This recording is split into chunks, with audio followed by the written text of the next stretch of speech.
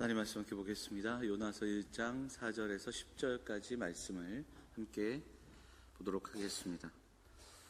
구약성경 1287면 요나서 1장 4절에서 10절 말씀입니다. 교독하시고 10절은 같이 읽도록 하겠습니다. 여호와께서 큰 바람을 바다 위에 내리심에 바다 가운데에 큰 폭풍이 일어나 배가 거의 깨지게 된지라.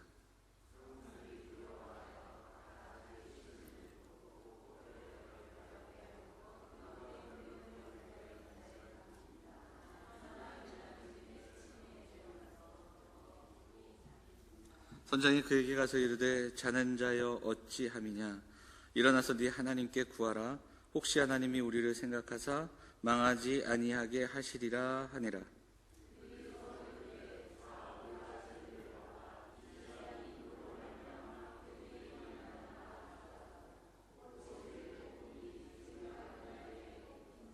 우리가 그에게 이르되 청하건대 이 재앙이 누구 때문에 우리에게 임하였는가 말하라.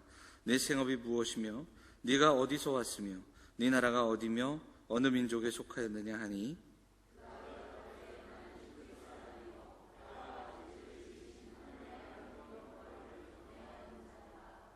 같이 읽겠습니다. 자기가 여호와의 얼굴을 피함인 줄을 그들에게 말하였으므로 우리가 알고 심히 두려워하여 이르되 네가 어찌하여 그렇게 행하였느냐 하리라. 아멘. 오늘도 하나님 전에 나와 예배하는 사랑하는 성도들에게 하나님 주시는 은혜가 풍성한 하루가 될 수 있기를 원합니다.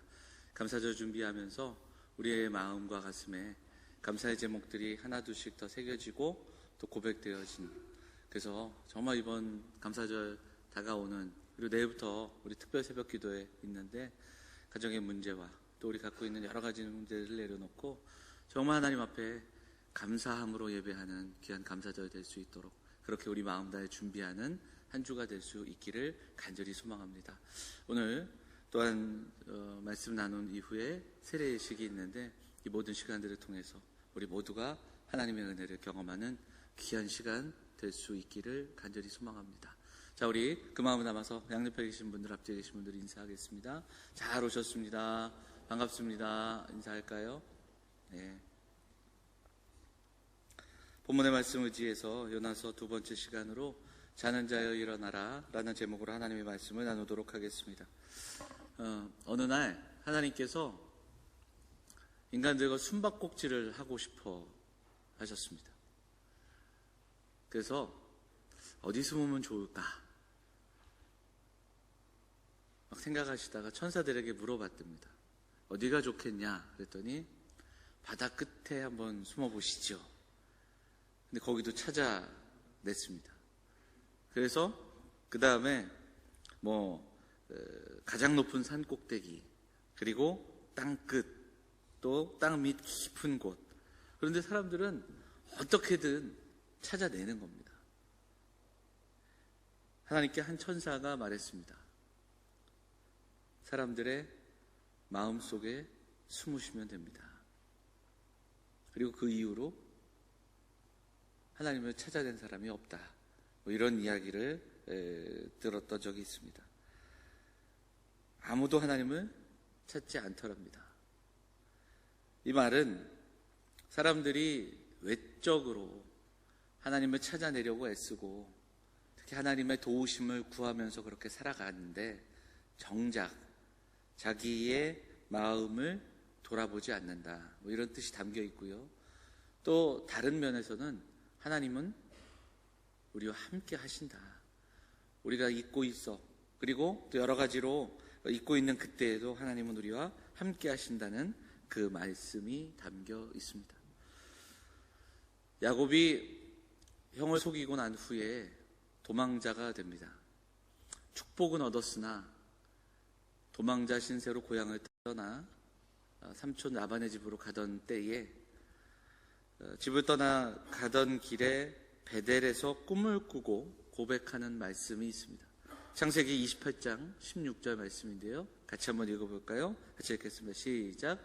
야곱이 잠이 깨어 이르되 여호와께서 과연 여기 계시거늘 내가 알지 못하였도다. 돌을 베개 삼고 자는 그곳에서 하나님을 만난 야곱의 고백입니다. 이곳은 처음 온 곳이 아닌 것 같습니다. 야곱이 이전에도 왔었고 이전에도 동일한 그 경험인데, 그런데 깨달은 것이 하나 있다면 하나님이 계심에도 불구하고 내가 알지 못했다, 이렇게 고백하고 있는 겁니다. 내가 알지 못했구나. 지난주에 요나서를 계속 살펴보게 될 텐데요, 오늘도 함께 하시는 하나님을 좀 묵상하며 또 요나의 모습을 통해서 우리의 모습을 좀 돌아볼 수 있었으면 좋겠습니다.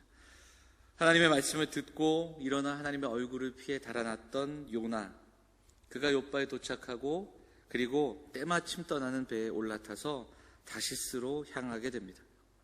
그리고 배가 항구를 떠나 지중해 한가운데서 폭풍을 만나게 되죠. 그 장면이 오늘 본문의 시작이고 배경입니다. 욥바를 떠난 배가 지중해를 건너갈 때 폭풍이 일어나고 배가 깨지게 되었다, 이렇게 성경은 이야기합니다. 태풍이 찾아온 겁니다. 자연현상. 그런데 성경은 이 폭풍의 원인을 어떻게 고백합니까? 4절만 다시 한번 읽어보도록 하겠습니다. 4절 같이 읽어볼까요? 4절 읽겠습니다. 시작. 여호와께서 큰 바람을 배가 거의 깨지게 된지라. 폭풍이 찾아왔는데 성경은 이것을 어떻게 증언하지요? 여호와께서 큰 바람을 바다 위에 내리셨다, 이렇게 이야기합니다. 하나님이 보내신 바람이다, 폭풍이다. 요나서를 요나가 썼다고 우리가 살펴보게 되는데요, 그렇게 되면 요나서는 요나가 이 모든 요나서의 내용들을 다 경험하고 또 깨닫고 난 이후에 자신의 삶을 돌아보며 쓴 그러한 책입니다. 그러면 여기는 요나의 고백이 담겨 있죠. 기억해 보니 그때 그 태풍은 하나님이 보내셨던 바람입니다, 이렇게 고백하고 있는 겁니다. 주어가 여호와이시고요, 창조주시고 통치자이신 하나님을 선포하는 겁니다. 자, 오늘 본문을 가만히 읽어보면요, 1장 3절, 지난주 본문에서부터 가만히 보면 조금은 재미있는 표현으로 구성되어 있습니다. 뭐냐면 요나는 어떻게든 하나님의 얼굴을 피하려고 도망하죠. 그러니까 왜 일어나 욥바로 도망했습니까? 여호와의 얼굴을 피하기 위해. 이것이 반복이 되고 있습니다. 그리고 배를 만나서 그가 계획했던 대로 여호와의 얼굴을 피하여 땅끝으로 도망가게 됩니다. 그런데 그가 계획하고 기대했던 바와는 달리 4절에서는 요나가 피하렸던 그 하나님이 요나를 추적하고 계십니다. 그리고 배를 향해 움직이시고 그 하나님이 요나를 향해 얼굴을 돌리시며 바람을 보내셨습니다. 그런데 중요한 것은 바람이 순종합니다. 하나님이 폭풍을 일으키셨습니다. 바다가 순종합니다. 그리고 이어지는 표현을 보면 어떻게 되어 있냐면 배가 거의 깨지게 된지라, 이렇게 되어 있잖아요. 근데 이걸 좀 찾아보니까 히브리어 성경에는 이 깨진다라는 단어, 그리고 이 구절이 마치 의인화된 것처럼 어떻게 되냐면 생각하다, 계획하다, 뭐 이런 동사로 표현이 됩니다. 그래서 배가 깨지기로 결단하다, 배가 깨지기로 순종하다, 뭐 이렇게도 해석이 됩니다. 그러니까 요나는 하나님을 피하려고 도망했는데 하나님은 요나를 끝까지 바라보고 계시고 또한 쫓아오시고 그리고 바람을 보내셨습니다. 하나님이 움직이시자 바람도 순종하고 바다도 순종하고 배도 순종하고 있는 겁니다. 오로지 누구가 불순종합니까? 요나가 불순종하고 있는 겁니다. 마치 이 성경의 저자는 의도적으로 요나의 불순종을 강조하기 위해 이렇게도 문장을 진행하고 있는 것이 아닌가, 그렇게도 생각해 보게 됩니다. 고대 사회에서 바다는 공포의 대상이었습니다. 어떤 일이 일어날지 알 수 없는 곳이었습니다. 실제도 사실 지금 보면 여름이면 이 땅에도 그 태풍이 찾아옵니다. 올여름에도 그 태풍이 찾아와서 그 링링이었나요? 링링이었죠. 그 태풍이 와서 제일 먼저 피해보는 것은 바닷가 주변의 그 장소들이 피해를 입게 됩니다. 그리고 실제로 그 피해가 이루 말할 수 없습니다. 당연히 고대 사회에서는 더 했을 겁니다. 그래서 바다의 신, 그래서 그리스 신화를 보면 바다의 신이 있었습니다. 포세이돈이 있었고요. 우리도 보면 우리나라 예전 동화나 전래 이야기들을 보면 바다에 누가 있습니까? 용, 왕이 있습니다. 그만큼 그 바다에 대한 이런 막연한 그리고 두려운 이유들이 있었기 때문입니다. 바다만의 이야기는 아닙니다. 오늘을 살아가는 우리의 삶에도 이런 폭풍과 같은 위기와 어려움이 다가올 때가 있습니다.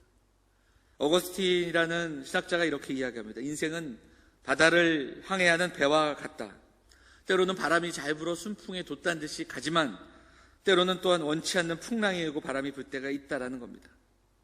그럼에도 불구하고 사랑하는 여러분, 우리는 하나님의 백성이며 하나님의 백성은 하나님이 이 땅을 창조하시며 이 땅을 다스리심을 믿는 사람들입니다. 그리고 그것은 하나님께서 오늘도 우리의 삶을 주관하고 계시고 때로는 이토록 바람과 그리고 바다와 모든 것을 통하여 하나님의 뜻을 이루시며 그리고 말씀하신다라는 것을 우리는 분명히 기억해야 됩니다.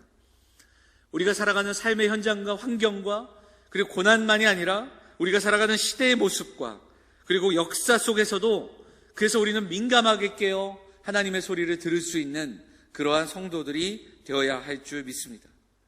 왜 이 풍랑이 오는 걸까? 왜 이런 어려움이 다가오는 걸까? 사실 큰 태풍, 이 어려움과 고난을 만나기 전까지 정신을 제대로 못 차리는 것이 또한 우리의 모습이기도 하기 때문입니다. 내 삶에 불어오는 산들산들 불어오는 그 바람에 취해 있는 인생이 아니라 오늘도 내 삶의 모든 영역에서 말씀하시는 하나님을 묵상하고 그 하나님의 말씀을 듣고 깨닫고 그리고 우리가 먼저 순종의 자리로 나아갈 수 있는 사랑하는 성도들 다 되어야 할 줄 믿습니다. 자, 그런데 지금 요나는 어떻습니까? 자, 요나는 어디에 있습니까? 5절 말씀 한번 읽어볼까요? 5절 같이 읽겠습니다. 시작. 사공들이 두려워하여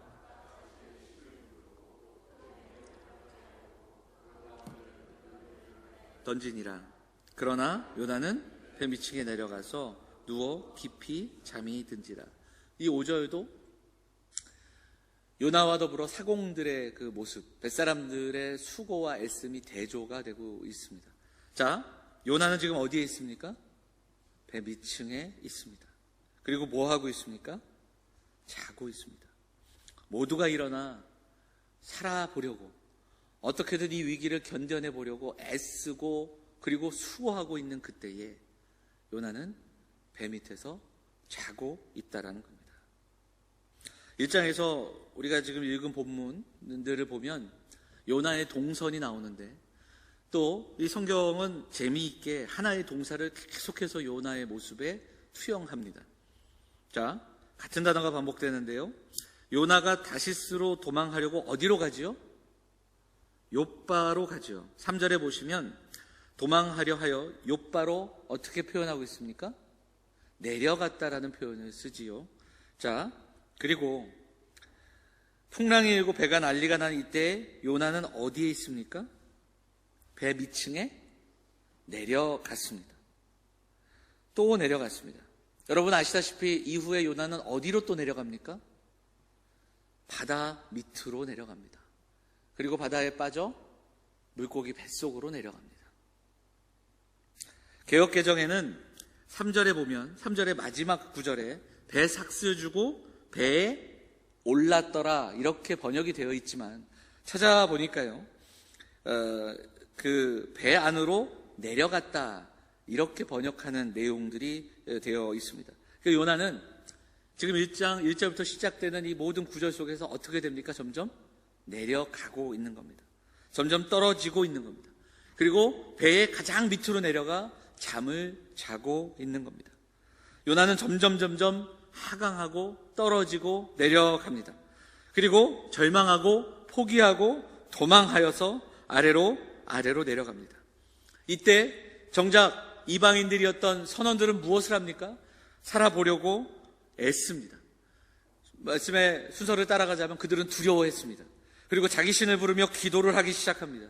그리고 기도만 한 것이 아니라 어떻게 해야 할까 자기의 삶의 자리에 찾아서 짐을 바다에 버리기까지 하고 있습니다. 이들의 모습과 배 밑에서 자는 요나, 선지자 요나의 모습은 아주 극한 대조를 이루고 있습니다. 같은 배를 타고 가는 사람들이 위기를 만나 어떻게든 살아보려고 애쓰는 그 발버둥 치는 사람들이 배 위에서 애를 쓰고 있을 때 정작 선지자인 요나는 배 밑에서 잠을 자고 있는 겁니다. 이 요나의 모습은 영적인 무감각함, 불순종의 삶을 더 지나 내려가 영적으로 무감각한 선지자의 모습을 바라보게 됩니다. 원래 하나님의 사람들이 있어야 할 곳은 어디입니까? 선지자들이 있어야 할 곳은 어디가 될까요? 보통 하나님의 사람들이 있어야 할 곳은 높은 곳입니다. 망루입니다. 먼 곳을 바라보며 그리고 또한 내가 있는 공동체를 함께 바라보며 조망할 수 있는 그곳. 그곳에서 멀리서 다가오는 어려움과 위기를 먼저 바라보며 그리고 내 공동체를 향해 그 하나님 말씀을 대언하고 그리고 또한 그 말씀들을 선포하는 그 자리에 선지자가 있어야 합니다. 그런데 지금 요나는 어디 있습니까? 그리고 그 요나를 향하여 지금 그 배의 선장이 뭐라고 이야기하지요? 자, 6절 말씀 읽어보도록 하겠습니다. 6절 읽어볼까요? 시작. 선장이 그에게 가서 이르되 자는 자여 어찌함이냐 일어나서 네 하나님께 구하라. 혹시 하나님이 우리를 생각하사 망하지 아니하게 하시리라 하니라. 뭐라고 부르죠? 자는 자여, 이렇게 부릅니다. 영어 성경을 찾아보니까 침묵하는 자여, 이렇게도 번역이 되고요. 사실은 선지자는 말씀을 선포하는 사람입니다. 그런데 그를 향하여 지금 어떤 호칭이 붙여집니까? 침묵자여. 선포해야 하는 사람들이 말을 하지 않으니까 침묵자여, 이렇게 부르고 있는 겁니다. 말해야 하는 사람이 말하지 않고 있습니다. 또한 자는 자여, 여기에는 하나님의 뜻에 둔감한 요나의 모습을 투영하고 있습니다. 하나님의 뜻에 눈 감아버린 무감각한 요나의 모습이 여기에 나옵니다. 이방인의 입을 통해 요나에게 들려지는 이 호칭은 마치 하나님께서 요나를 책망하시는 말씀처럼 들리기도 합니다. 그리고 또한 이것은 우리를 향한 하나님의 책망이기도 합니다. 성경을 보면 우리를 향한 부르심이 있습니다. 너는 그리스도의 향기라. 너는 그리스도의 편지라. 너는 그리스도의 군사라. 이렇게 불려져야 하는 바로 우리가 침묵자로, 잠자는 자로 불리고 있는 겁니다. 모두가 무거운 짐을 던지며 자기 신의 이름을 부르며 기도하는 이때에 도대체 태평스럽게 잠을 자는 너는 누구냐, 이렇게 묻고 있는 겁니다. 그리고 방금 읽었던 6절 말씀을 보면 네 하나님께 구하라, 기도하라고 이야기합니다. 공동 번역을 보면 이 장면을 이렇게도 번역을 합니다. 아니 이 판국에 잠을 자다니, 이렇게도 번역이 되어 있고요. 영어 성경 중에 NLT 성경에는 이런 시국에 어떻게 잠을 잘 수 있지? 이렇게 물어보는 그런 번역도 나옵니다. 어느 누구도 잠을 잘 수 없는 이 위기의 상황 속에 더구나 하나님을 믿으며 또한 그냥 하나님을 믿는 것이 아니라 영적으로 민감하게 하나님의 말씀을 대언해야 하는 하나님의 선지자가 오히려 하나님을 모르는 이방인에게 책망받고 있는 겁니다. 침묵자여, 둔감한 자여, 잠자는 자여, 이렇게 책망받고 있는 아주 안타깝고 부끄러운 장면이 나오는 겁니다. 선장이 이야기합니다. 네 하나님께 구하라. 그러면 혹시 구해주실 줄 알지 않겠느냐, 이렇게도 이야기합니다. 하나님을 모르는 선장은 분명히 할 수 있는 이야기지만 하나님 편에서, 그리고 요나에게는 수치스러운 이야기입니다. 배에 탄 사람들이 부르는 자기들만의 신, 그 우상과 창조주이신 하나님이 요나로 인해 동일하게 여김을 받는 그런 장면입니다. 혹시 선지자의 깊은 잠은 이방의 헛된 우상들과 같은 취급을 받게 하고요. 너도 기도를 해봐. 혹시 아냐? 이런 조롱과 수치의 이야기가 담겨 있는 겁니다. 여러분, 요나의 문제는 잠을 잔 것에서 그치지 않습니다. 깨어야 할 때 깨어 있지 않고 말해야 할 때 말하지 않은 요나의 모습에 담겨 있습니다. 이런 긴급한 상황에 깨어 있지 않았다는 것은 그만큼 지금 요나의 영적인 상황이, 이 상황에 대한 인식이 또한 부족하다라는 것을 뜻합니다. 내가 지금 닥치고 있는 상황들, 공동체의 위기 앞에서 분투하는 사람들이 있습니다. 그들은 어떤 사람들입니까? 주인의식을 가진 사람들입니다.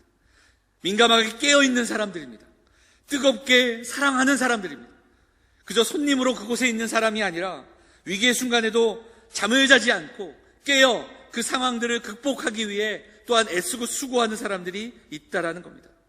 오늘 본문은 계속해서 요나와 다른 무언가를 대조시키고 있습니다. 하나님께 순종하는 수많은 것들 가운데 불순종한 요나가 있습니다. 또한 그렇게 공동체의 위기 앞에 살아보려고 발버둥치며 애쓰고 있는 사람들과 요나는 대조가 되고 있다라는 겁니다. 어떤 생각이 드십니까? 요나의 모습 속에서 오늘 이 시대 속에 교회의 모습이 담겨 있고요, 그리고 우리의 모습이 담겨 있음을 기억하기를 바랍니다. 시대 속에서 하나님의 사람들은 파수꾼이 되어야 합니다. 아까도 말씀드렸지만 망루 위에 올라가 저 멀리서 다가오는 그 하나님의 소리를 들을 수 있고 하나님의 일하심을 볼 수 있는 자들이 되어야 할 줄 믿습니다. 위기와 어려움 앞에 누구보다 민감하게 깨어서 하나님의 말씀을 듣고 그리고 선포해야 할 선지자가, 배 밑에서 잠을 자는 둔갑한 자가 되어버린 이 모습은 오늘 이 시대에 정말 마지막 때를 살아가면서 깨어있지 못하고 세상의 근심이 되어버리고 세상을 통해서 책망받게 되는 교회와 우리들의 모습이 여기에 담겨 있음을 보게 됩니다. 우리는 이 땅을 붙드는 파수꾼으로 살아가고 있습니까? 먼 곳에서 들려오는 그 하나님의 소리를 들으며 살아가는 그런 사람들로 살아가고 있습니까? 교회가 세상을 걱정하고 세상을 고치고 세상을 치유하며 싸매며 나가야 되는데 오히려 세상이 교회를 걱정하고 세상이 교회를 향해 충고하는 그런 시절을 우리가 살아가고 있습니다. 배 밑으로 내려가 잠을 자는 선지자처럼 영적인 깊은 잠을 자고 있는 우리의 모습은 아닌지 오늘 이 아침에 돌아볼 수 있기를 간절히 소망합니다. 사랑하는 여러분, 오늘 요나의 모습을 보면서 우리의 모습을 돌아보고 우리가 함께 기도하기를 원합니다. 분명한 한 가지를 좀 적용하고 그리고 붙들고 기도하기를 원합니다. 마지막 때를 살아가는 사랑하는 영험의 성도들이 정말 깨어있는 성도들 되시기를 주의 이름으로 축원을 드립니다. 깨어있다는 것은 어떤 것일까? 오늘 이 아침에 내가 누구인지, 우리가 누구인지를 분명히 기억하고 알고 살아가는 저와 여러분 우리 모두가 될 수 있기를 간절히 소망합니다. 요나는 분명히 알아야 했습니다. 나는 선지자다. 나는 하나님의 선지자다. 나는 하나님의 사람이다. 이것을 잊지 않아야 했습니다. 모든 시작부터 지금 이 모습까지. 오늘 본문을 보면 7절 이하에 이 뱃사람들이 제비를 뽑습니다. 그리고 요나가 뽑힙니다. 그리고 그들이 묻습니다. 어떻게 묻지요? 내 생업이 무엇이냐? 또 묻습니다. 8절에 보니까 네가 어디서 왔느냐? 그 다음 또 묻죠. 네 나라가 어디며 어느 민족에 속하였느냐? 여러 가지를 묻지만 이 사람들의 질문은 하나입니다. 너는 누구냐입니다. 이 질문을 듣고 요나가 많은 생각을 했을 겁니다. 나는 누구인가? 나의 생업은 무엇이며 나는 어디서 왔으며 내 나라는 어디며 어디에 속하였는가? 어떤 대답을 해야 할까 생각했을 겁니다. 요나가 어떻게 고백합니까? 9절 같이 한번 읽어볼까요? 같이 읽겠습니다. 시작. 그가 대답하되 나는 히브리 사람이요 바다와 육지를 지으신 하늘의 하나님 여호와를 경외하는 자로라 하고. 참 많은 대답이 있을 텐데 그 중에 뭐라고 고백합니까? 나는 히브리 사람이요. 히브리라는 이 말의 어원과 근어는 참 할 얘기가 참 많고 길어지는데 좀 짧게 요약하자면 이 히브리라는 말이 시작된 그 시작은 아브라함 때, 그러니까 아브라함이 먼 곳에서 건너왔다라는 의미의 그 의미가 이 히브리에 담겨 있습니다. 그런데 사실 히브리라는 이 단어는 하대하는 단어입니다. 그러니까 사회 계층으로 보면 맨 아래층에 있던 사람들, 이게 누구를 향한 고정적인 그 호칭이 되고 또한 고유 명사가 되는가? 바로 애굽에서 430년 동안 종살이 하던 이스라엘 백성들을 향한 호칭이 됩니다. 애굽에서 노예 생활하던 자들을 뜻할 때 바로 히브리라는 그 말이 이렇게 호칭으로 불려집니다. 그런데 그것이 이후에도 출애굽한 이스라엘 백성들에게 또한 호칭이 되는 겁니다. 왜 그렇습니까? 하류층, 노예, 히브리로 살던 그들에게 하나님이 관심을 가져주셨기 때문입니다. 그래서 이 히브리라는 말의 뜻에는 하나님이 인도하심을 고백하는 겁니다. 그들은 이렇게 고백하는 겁니다. 나는 하나님의 은총으로 사는 사람입니다. 나는 하나님의 은혜 없이 살 수 없는 사람입니다. 이런 고백이 이 말 속에 담겨 있다라는 겁니다. 여러분, 당신은 누구입니까? 당신의 생업은 무엇입니까? 당신은 어디서부터 왔습니까? 이 질문, 당신은 누구입니까? 이 질문 속에 참 많은 의미가 담겨 있습니다. 너의 왕은 누구인가? 너는 무엇을 의지하며 사는가? 무엇을 근본적으로 신뢰하며 사는가? 이 많은 의미들이 이 질문에 담겨 있다라는 겁니다. 우리의 정체성이 담겨 있는 질문이고 답이 될 겁니다. 이 땅을 살아가는 우리의 모습을 좀 돌아와 봤으면 좋겠습니다. 아주 얄팍한 정체성이 우리에게 분명히 있습니다. 말로는 예수를 믿는다고 하지만 우리의 정체의 뿌리가 그리스도의 사랑, 하나님의 은혜가 아니라 실상은 세상에 발을 담그고 실상은 세상을 사모하며 세상의 자랑, 세상의 힘과 물질과 또한 그 모든 것들이 우리의 의지의 대상이며 우리의 자랑인 그런 모습으로 살아가고 있다면, 그렇게 살아갈 때 결국 우리는 위기와 고난을 만날 때 침묵하게 됩니다. 그리고 하나님의 뜻을 잊고 영적인 무기력으로 살아갈 수밖에 없다라는 겁니다. 하나님의 은혜 아래, 하나님의 은혜가 아니면 살아갈 수 없는 자들이 우리입니다라는 고백이 바로 우리 성도들의 고백이 되어야 할 줄 믿습니다. 나는 히브리 사람이요. 이 짧은 고백 안에 담겨있는 많은 의미들을 생각해 보게 됩니다. 하나님의 은혜 안에, 그 은혜 아래 살아감을 깨닫고 우리의 정체를 바르게 깨닫고 고백하면서 그렇게 살아가기를 결단하는 사랑하는 성도들 될 수 있기를 간절히 원합니다. 사랑하는 여러분, 요나가 고백합니다. 나는 히브리 사람이요 바다와 육지를 지으신 하늘의 하나님 여호와를 경외하는 자로라. 우리의 마음 깊은 곳에 심겨진 우상과 거짓된 마음들을 버리고 온전히 하나님의 은혜를 구하며 살아가는 사랑하는 성도들 다 되시기를 간절히 소망합니다. 자는 자여 일어나라. 오늘 우리가 이 소리를 들을 수 있기를 원합니다. 여러분 마음 깊은 곳에 바로 이 외침과 이 이야기가 들려지기를 원합니다. 너는, 너의 생업은 무엇이며 너는 어디서 왔으며 너는 누구인가? 이 질문도 우리 성도들의 가슴에 새겨지기를 원합니다. 목사라고 말하고 이야기하고 자랑스럽게 이야기하기 힘든 때를 살아갑니다. 성도임에 그리스도인이라고 담대하게 말하기 힘든 시대를 살아가고 있습니다. 그럼에도 불구하고 성도는 거룩한 부담감으로 세상을 끌어안고 세상의 파수꾼으로 살아가야 되는 사람들인 줄 믿습니다.